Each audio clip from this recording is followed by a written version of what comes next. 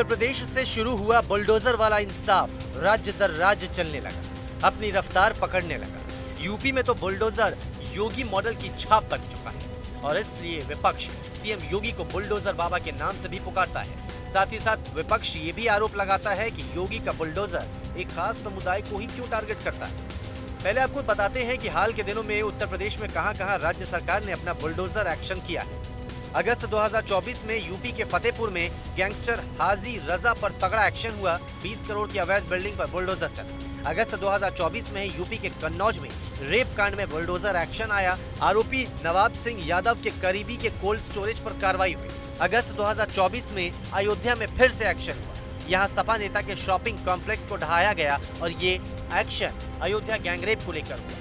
अब सवाल बनारस में उठ रहे हैं कि आईआईटी बीएचयू की छात्रा के साथ हैवानियत में शामिल आरोपियों पर सरकार की बुलडोजर वाली सख्ती क्यों नहीं हुई। एक साल पहले वाराणसी के आईआईटी बीएचयू में सेकेंड ईयर की छात्रा के साथ हुए गैंगरेप की घटना में बीजेपी आईटी सेल के 3 लोगों को आरोपी बनाया गया था और उन पर बुलडोजर की कार्रवाई नहीं हुई, तो क्या इसके पीछे वजह कोई खास है?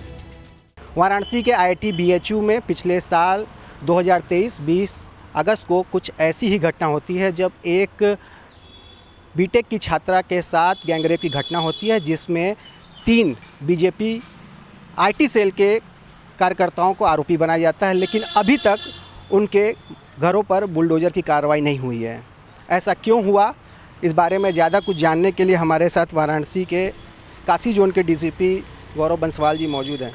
जी, ऐसा क्यों आखिर हुआ कि जो बुलडोजर की कार्रवाई है 2 महीने बाद गिरफ्तारी होती है तमाम आरोपियों की और उस बीच भी नहीं होता है और आगे भी नहीं होता है? ये जो पिछले वर्ष बीएचयू में जो घटना हुई थी उसके संबंध में 3 आरोपी गिरफ्तार किए गए थे पुलिस द्वारा और इसी के जब आरोप पत्र प्रेषित किया गया इनके ऊपर गैंगस्टर की कार्रवाई भी पुलिस द्वारा की गई थी और अभी इनको विगत पिछले हफ्ते इनको हाई कोर्ट से माननीय उच्च न्यायालय से इनको ज़मानत भी मिली है, जिसमें 2 आरोपियों को ज़मानत मिली है और एक अभी भी जेल में ही है।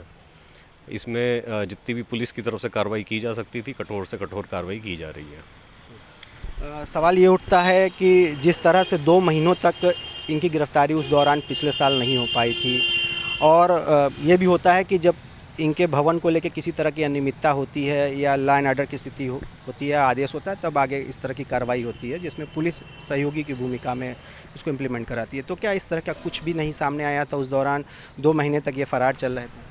2 महीने तक इनकी लोकेशन जो है वो यूपी से बाहर आ रही थी, उसमें टीमें गठित की गई थी और लगातार दबिश दी जा रही थी हर एक जगह पर और जैसे ही इनकी गिरफ्तारी हुई इनके ऊपर कठोर से कठोर कार्रवाई करते हुए गैंगस्टर की धाराओं में अभियोग पंजीकृत कर इनके गैंगस्टर एक्ट में भी अभियोग में चार्जशीट लग चुकी है और वो भी अब माननीय न्यायालय में विचाराधीन है। पुलिस कहते हैं कि आरोप पत्र पेश करने के दौरान उनके ऊपर गैंगस्टर की कार्रवाई भी की गई थी। अब तीनों आरोपियों में से 2 को पिछले हफ्ते हाईकोर्ट से जमानत मिल गई है। पुलिस का दावा है कि उनकी ओर से कार्रवाई तो कठोर की जा रही है, हालांकि बुलडोजर वाला एक्शन नहीं लिया गया और ऐसा क्यों हुआ, इसके पीछे एक अलग तर्क। पुलिस अधिकारी बताते हैं कि गिरफ्तारी का अधिकार तो पुलिस के पास है, लेकिन बुलडोजर की कार्रवाई का अधिकार उनके पास नहीं है क्योंकि वो सिविल मैटर।